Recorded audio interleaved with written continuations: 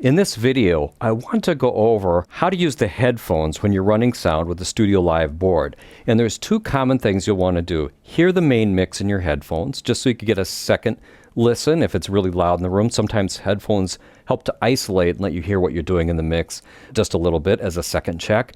But then the other thing you'll want to do is solo and isolate different individual channels, singers or microphones, into your headphones. And I'm going to show you how to do that as well. So let's get started with, just in general, how do you get sound to the headphones at all? Well, the section related to the phones and to monitoring is right up here. We've got a knob for phones. This is your overall headphone level. The headphone jack is right here on the edge of the board. You're going to be listening through the headphone jack on this video. In order to get anything through here, we'll need to hit main. What this does is it routes the main to the headphones. I'm going to play back and show you that this will then control the headphone level. And let's find out what the master fader does related to the headphone level as well. So I'll just play back and we'll turn up the phones.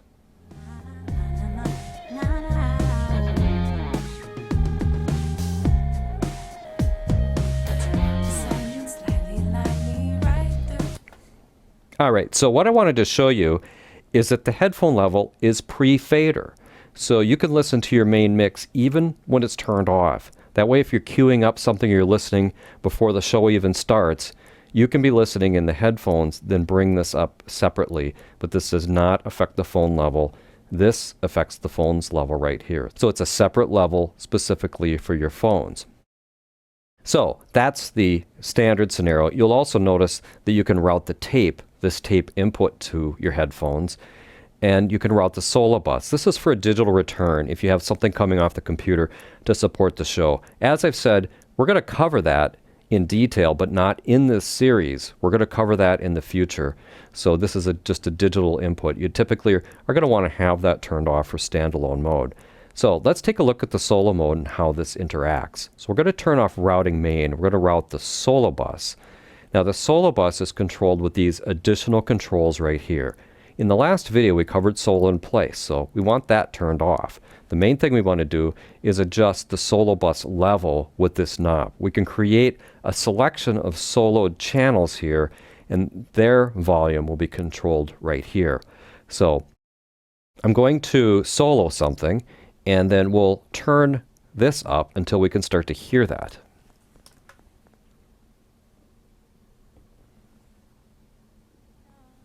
Give me a time or two more.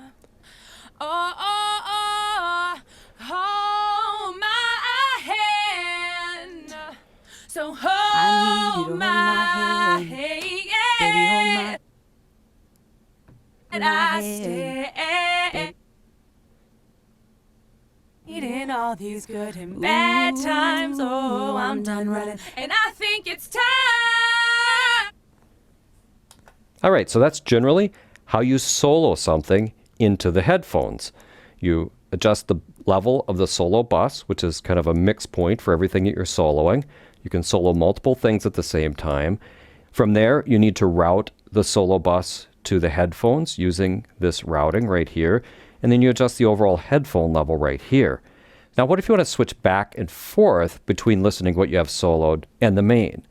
Well, the way you do that is with a two-finger push. So you can alternate by using two fingers and flip between solo and main in this fashion right here.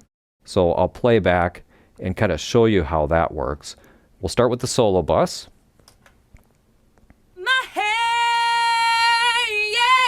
I need you to hold my hand. Baby, hold my hand. Right by your side in all these good and bad times. Oh, hold my hand. And know that I stand right by your side in all these good and bad times. Oh, I'm done running. I think it's time to call this place home. All right, and that also shows you how you can adjust the relative level of the solo bus with the main using this knob right here. So I was turning that down to try to get a more comparable volume between what's coming off the main and what's coming off the solo bus. Now there's one more control on here related to the solo bus, and that's this one right here. It means pre-fader listen. With this turned on, then the faders on the individual channels are not affecting the sound at all. So you're going to hear the sound full volume. Even if it's turned all the way down, you're basically going to hear that channel at full volume. Now that's really, really helpful if you're trying to diagnose a problem on stage, like you're getting a buzz from one of the instruments and you want to diagnose it without putting it into the main mix. You could put this on pre-fader, pull the fader down, and then open it up and listen to it on your headphones through the solo bus. If you're doing that, you need to be cautious because there's no fader attenuating the signal, so you might want to turn the solo bus down a little bit if you're going into the pre-fader mode. I will go into that right now and play back, and you'll see the effect that the faders actually have then on the solo bus. So let's unsolo this. We'll turn that off. We'll get playback going. I breathe in one breath at a time. I breathe in one breath at a time. In it, I feels like the very first time, but put it on me now. I don't want to go back to my solitaire town. Not my solitaire town, no, no, no. All right, so that's how the pre-fader listen works related to the solo bus. I use it as a diagnostic. Ordinarily, during a show, you leave solo in place off. You'd leave pre-fader listen off unless you're trying to diagnose a problem with an input on stage. And then you adjust the level of your solos relative to the main using the solo level knob right here. That's the level of the solo bus. Then you can switch back and forth between listening to solo and main with the 2-finger trick by pushing like this. Keep in mind, whatever you're listening to through the phones is not affected by the main fader.